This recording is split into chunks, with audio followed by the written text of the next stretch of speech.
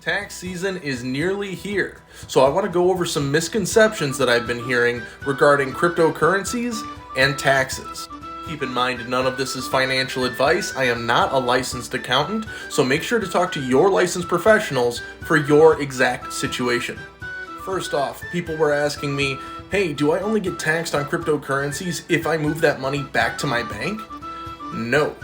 Any time you trade or sell your crypto for a gain or a loss, that affects your tax liability. Those are taxable events. So if you keep all your money on Coinbase and all you do is you do all your trading and buying and selling on Coinbase, but you don't move any money to your bank, you still owe taxes on the profit that you've realized within that account.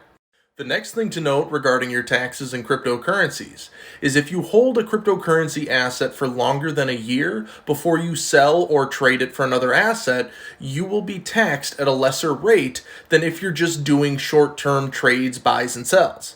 Because everyone's income situation is different, you have to talk to your local accountant to see exactly what those rates are pertaining to your income.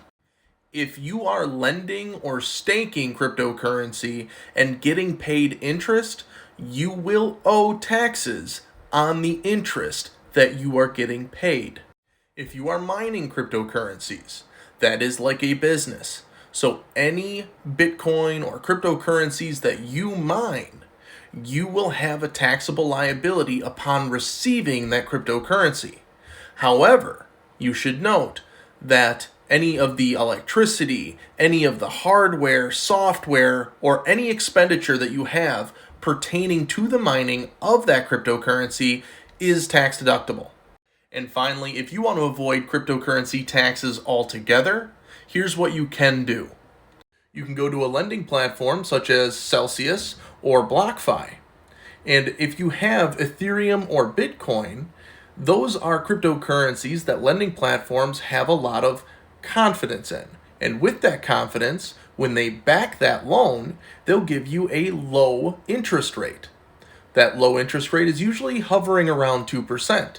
So if you have $100,000 worth of Bitcoin and you use that to back a loan for $50,000, that $50,000 you can either use to reinvest it and outpace the 2% interest that you're paying on that loan, which gives you a lot more capital to free up, reinvest, or do whatever you need to do.